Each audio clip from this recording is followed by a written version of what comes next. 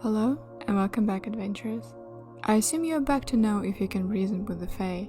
Well, let me share my knowledge so you can make an informed decision. The people of the Shadow Rift are the Arak, or Shadow Elves, or, and more correctly, a Shadow Fae. Arak culture is cobbled together from all the moral cultures Arak or the Shadow Rift has ever boarded. Thus, moral visitors may find fragments of Darkanese, Barovian, Tepestani, and the dead Arakan human cultures, all mingled together. Far from being reassuring, this feature serves only to make moral visitors even more uncomfortable. Our cultures have been reproduced, mimicked by a race that can no longer remember why such things as houses, fashions, and governments are important. As such, they appear subtly wrong. Shadow Rift inhabitants are multiple and unique. Shapeshifters, ghostly humanoids, demonic berserkers, and myriad other horrors. These creatures are all Arak, a single race of uniquely diverse in appearance and abilities. Hard as it may to believe, all young Arak look similar. It is only as they grow older that their forms differentiate. Their final appearance reflects and is shaped by their personality. An Arak that is interested in death and decay would join the Sith, all of whom are slender, pale, and morbid. If an Arak suffers a great change in its outlook, it can even change partway through its life, although this transformation is rare. After the Earl King's death in the passage through the Obsidian Gate, the Shadow Elves split into two factions, each ruled by one of his children. His daughter Maeve became the Fairy Queen, ruler of the Seelie Court, the She, Fortune, Fear, and Alvin. His son Lot refused to take the title king out of respect for his father and hence became the Prince of Shadows, sovereign of the Unceiling Court, the Sith, Mirian, Pauri, and Tag. Maeve and Lot jointly ruled the Arak from the Malakot Palace, each passing judgment over his or her respective subjects and jointly deciding issues of import to all Arak. Each court rules the Rift for half a year. During this time, the ruler of the reigning court resides at the Malachite Palace. The ruler's word is law and dispenses to every corner of the domain by the air elementals. Like any ruler, the twins deliver judgment over criminals, pass laws, and decide issues of import.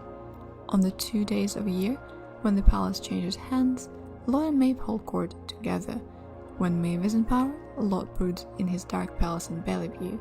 When Lot is in power, Maeve either entertains in her castle in Esmerth or troops around the Greenlands, stopping to hold court where the fancy takes her.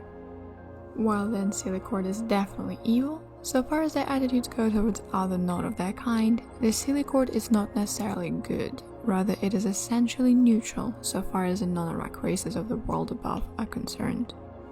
Alvin, Fortune, and Seelie Fear courtiers represent the Seelie Court. They have a relatively benign attitude to mortals. While they can be spiteful or destructive, particularly if offended, on the whole they see mortals as too interesting to destroy.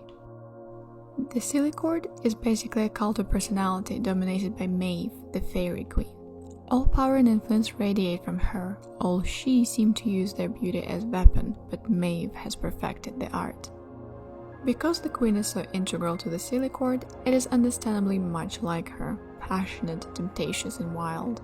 The court often engages in banquets, bardic celebrations, tournaments, all realm of competition in which participants strive to impress Maeve and win a favor. While Lot's punishments are usually physical beatings or imprisonment, Maeve uses psychological methods, toying with prisoners and sending them on hopeless quests to gain forgiveness. She does not share Lot's paranoia towards the Twilight. Although she is concerned and plans for the day when he finally escapes, she does not let the possibility dominate her life as Lot does. The Unceiling Court is dominated by the sinister but elegant Sith, Mirian, Tag, Unceiling Fear, and Pauri. It is far more ordered and formal than the Seelie Court, as Lot rules tyrannically. He brooks no opposition, and his cold, distant cruelty is legendary. Lot's court idolized the quiet-spoken cripple king. Many rulers would have lost control of the court when so publicly discovered trying to free their people's greatest enemy and then being so badly injured they can barely move. Instead, Lot has used his trials to wield his court into an efficient, vigilant force dedicated to opposing the Twilight. The Unceiling Fae are quite well known on the surface.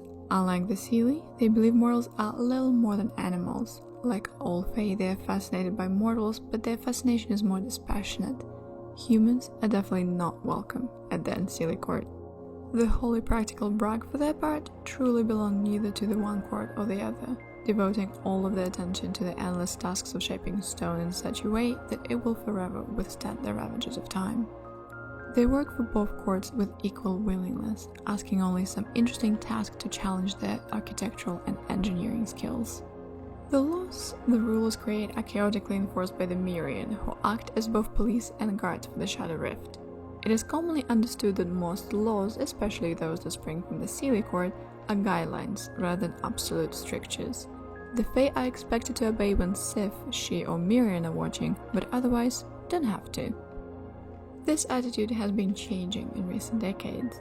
Lot has always been a tyrant, although when he ruled jointly with Maeve, or his attention was focused on opening the Obsidian Gate, his comments were taken with a grain of salt.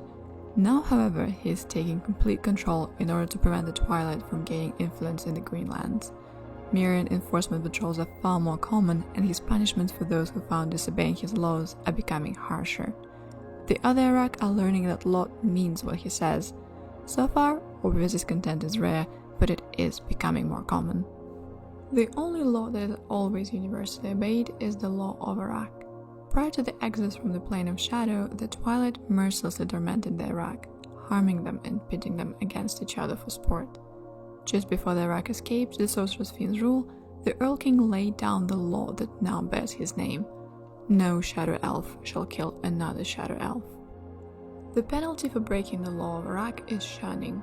Suspects are dragged before Lot or Maeve and their case is heard.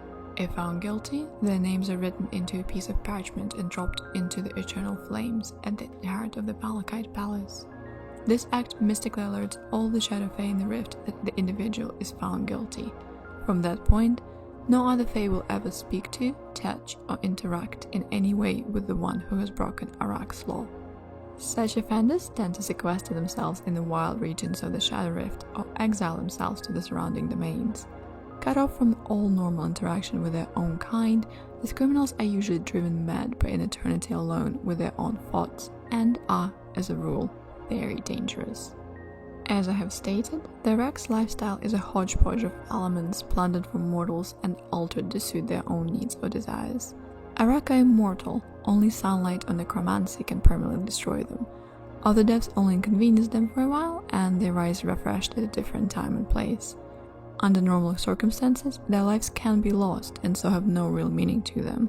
So the Iraq mimic mortals to pass the time and try to find some purpose in their own existence. Shadow Fae, like all the Fae, gain all the sustenance they need from their ties to the earth. The shadow energies that fill the Shadow Rift sustain them completely. However, they continue to eat solid food despite having no need of it, purely for the sensual stimulation the taste brings. This, I believe, is the Iraq lifestyle in a nutshell. They live only for pleasure and only do the things they find pleasurable. Although they are at no risk from exposure to the elements, many build houses as we do, simply because they enjoy the process of creation, maintenance, and then watching it decay. A Fae may pursue single activity for a century, but then stop without hesitation the moment they grow bored. The Iraq also replicate our cultures for a more noble reason, to preserve the aspects they appreciate from the destruction at the hands of time. Changelings are a clear example of it. The Iraq find persons of great beauty, or courage, or talent, and spirit them away to preserve their unusual ability for all eternity. Incredibly, they see this as a reward rather than a curse of endless empty existence as half a person. Shadow Fae do not as a whole worship any gods. While the Iraq do accept the god exists, they do not believe they have any power over the Shadow Fae or any place in their lives. The Twilight was their god and they escaped him. Other gods belong to mortals. A few occasionally take up the trappings of a religion, but this choice is motivated more by the desire for entertainment than by the faith. The Iraq completely revile only one religion, the cult of the Spider Queen. Only the most decadent and deranged worship this goddess, and when they are found, they are mercilessly driven from the Greenlands. The cruel rites of the Spider Queen and the loneliness caused by the isolation drives these creatures to insanity, and they become a threat to mortal and immortal alike.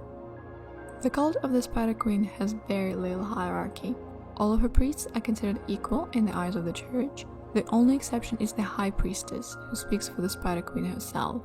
However, the Spider Queen is the patron of greed, deceit, and spite. The murder, even of the High Priest, is legitimate, if not desirable way to gain worldly power and advancement in the Church. Rather than celebrating martyrs, the cult of the Spider Queen celebrates cold-hearted killers, those who lie and cheat to get ahead and those who seek their own pleasure at the expense of others. Many have a druidic reverence for nature, but this reverence is not personified as a god and worship is not organized in churches. The Fey Druids are ideologically divided into 3 factions. The Alvin and the Fey Fortune, who become Druids, favor the first, which has basically benevolent aspect. They see the natural world as something of a garden. Plants should be induced to grow and produce fruit to feed animals, which thrive until they in turn nourish the plants. The Fae, according to this faction, are caretakers. Their duty is to ensure the cycle of life continues smoothly for all eternity, which includes taking steps to prevent any one species from coming to dominate. The second, however, maintains that nature has no structure or order. The natural state of the world is chaos, and anything that attempts to impose order upon it is unnatural and therefore must be disposed of. This Fae, which includes Satyrs, Tag, and Cimmerian, attempt to remove order from the world. These actions frequently bring them into conflict with more orderly Fae and with mortals. They make no attempt to preserve the balance of species. They believe that life itself is valuable, not the diversity. The final faction is dominated by the Tag. They believe intelligent mortal life is an aberration and must be removed. Only animals, plants, and immortals should exist. Of these factions, they are most active on the surface, although this activity is always destructive and malevolent. They attack travelers, ravage small communities, and spoil harvests to punish mortals. They see the destruction as the casualties of war. The plant and animal population will recover, but once eradicated, intelligence life will not return. Thank you so much for your time, patient listeners. May your run-in with the Fae be fortunate, and as always, take care while crossing the mists.